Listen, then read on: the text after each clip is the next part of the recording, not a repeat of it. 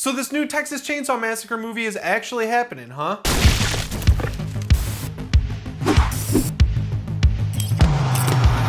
How's it going, guys? As always, my name is Jimmy Champane, and this is the channel where it's always Halloween. If you like slashers, monsters, pretty much any movie shot during, inspired by, or set during the 1980s, this is the channel for you. Today we're talking about one of the biggest movies to come out of Halloween 2018 slasher renaissance besides Scream 5, and that's the Texas Chainsaw Massacre reboot. I'm sure you guys know that this movie's been in the works for a while, and I gotta be honest with you, the idea of another Texas Chainsaw Massacre reboot when pretty much the entire franchise is made up of Texas Chainsaw Massacre reboots didn't really get me too excited. But then I saw that this one's being produced by Fede Alvarez, and my excitement shot up a lot. I was like not excited, and now I'm pretty curious about this movie. It did kind of get off to a rocky start when they shot it in Bulgaria last year, and that resulted in a week of footage being scrapped and the directors leaving the project. But then the new director who came on, David Blue Garcia, who was starting out as the cinematographer, I think, ended up just finishing the movie the right way, and everything went great from there as far as we know. Just a side note that you might have also noticed, a lot of the movies that Fede Alvarez works on have very specific locations and then they're just shot in other countries. Like Texas Chainsaw Massacre is shot in Bulgaria. Evil Dead takes place in Michigan and that's shot in New Zealand. And then you've got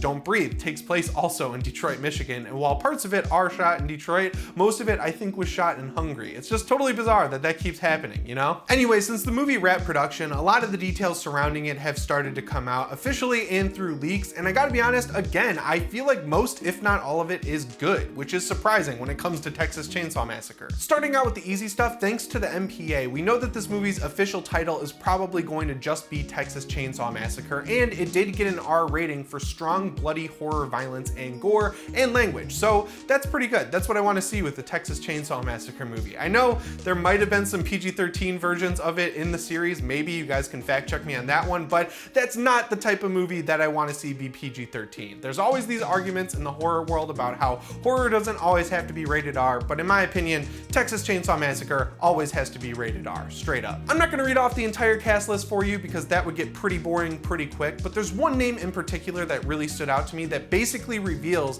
that this movie is following the Halloween 2018 model to a T. The movie's going to focus on the main character from the first Texas Chainsaw Massacre, Sally Hardesty again, and I think that's really cool, but unfortunately, the actress who played her the first time around, Marilyn Burns, died in 2014. And I'm sure you see that I have my phone here, and that's because I'm going to try and pronounce the name of the person who's playing Sally in this movie. Her name is Olwen Boyeri. I think that's right, don't crucify me if I'm wrong, but she's going to be playing Sally in this movie, which looks like it should be taking place in 2021. But this movie looks like it's going to focus on Sally. Now, I couldn't find her exact age in the first movie, but according to a Google search I did, she's around 24 years old, which if this movie is taking place in modern day would make her around 71. And of course, that also means Leatherface is going to be old as well. So at this point, you guys know I like that Halloween 2018 model, which is making a 40 years later sequel that keeps the same characters, tone, look, and feel of the original, and then modernizes it in a few key ways by setting up a new cast of characters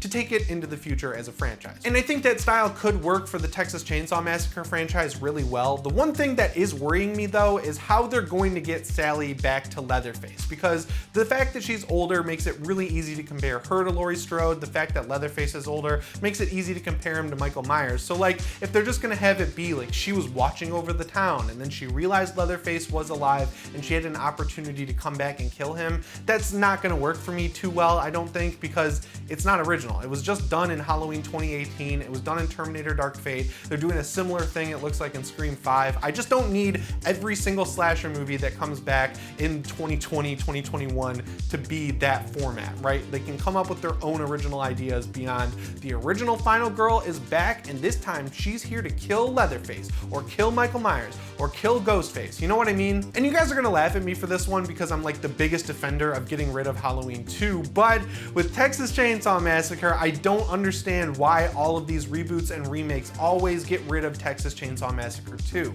They have Chop Top in that movie. The tone of that movie is a little bit funnier and goofier, but it's the same director. It's a lot of fun. It doesn't have any major plot consequences either for really any of the characters. So if you're gonna make a new Texas Chainsaw Massacre movie, why are you doing Chop Top dirty? just put Chop Top in it. He's awesome. The biggest thing that's getting me excited for this movie though is the involvement of Fede Alvarez, no matter how limited it's going to be, because he's been talking about the movie and he's said straight up they're following his filmmaking tenets, which are basically do as much of the stuff as you can do in camera. Don't save stuff for VFX to do in post with CGI and crap like that. Get some practical gags going, get some practical gore going, and do as much of the stuff that you can do on the actual physical set as possible. I'm sure you guys have seen the behind the scenes stuff for Evil Dead that they pulled off, like shooting blood out of a fire truck to make it literally rain blood. That's the stuff that I really like seeing in movies, especially horror movies, slasher movies, stuff like that. Halloween 2018 did a great job at that.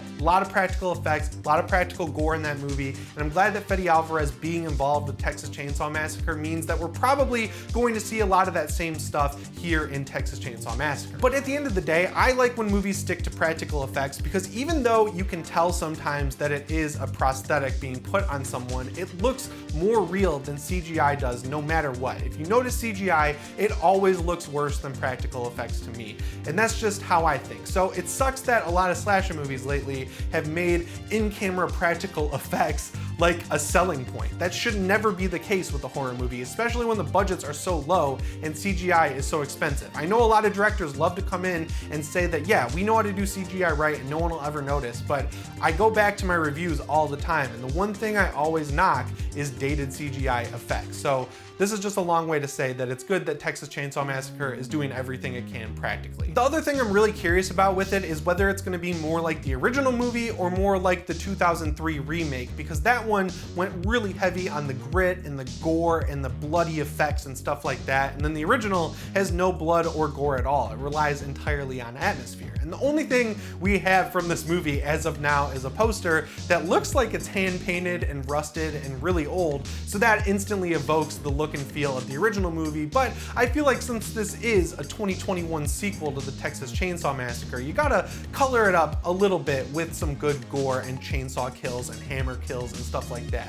I think they overdid it in Texas Chainsaw 3D and especially Texas Chainsaw the beginning, but if you find a happy middle ground between the original and the remake, I think that's the perfect way to go with this movie. And looking at Fede Alvarez's film career, he hasn't given me any reason to doubt that they'll figure out the right way to do this behind the scenes. This is a weird movie for me because it kind of feels like Texas Chainsaw's last chance. We've had so many different reboots and remakes and sequels that like people are just getting tired of Leatherface as a whole. And I don't understand why it's so easy to get him right in video games like Dead by Daylight or Mortal Kombat, but then when you see these new movies, they always just go way out into left field and focus on everything other than Leatherface, which again is the real reason that people get excited to see these movies. Leatherface is an iconic, scary villain, and it's cool that they can put him on the poster and draw people in and then subvert their expectations with the whole Sawyer family being the villain and the farmhouse being a character in itself. But we've never really had a good movie that truly focuses on Leatherface. So while I would be disappointed if they go the route of having this just be a clone of Halloween 2018, it would be nice to have the focus just be on Sally and Leatherface and have them duke it out. You know what I mean? Like, Leatherface is cool, he's scary. They can do a lot with that with him being old.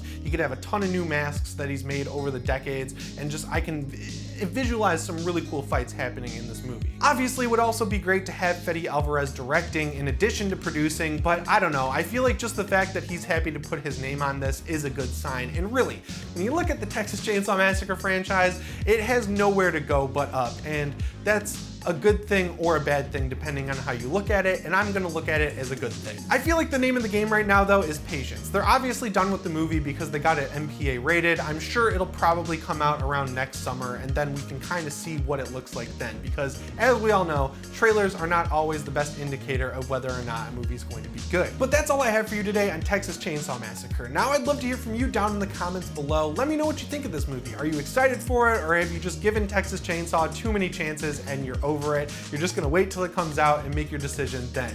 Also, if you haven't yet, I'd really appreciate it if you subscribed and set your notification bell to all. As always, guys, my name is Jimmy Champane, and I'll see you in the next one. Thanks for watching.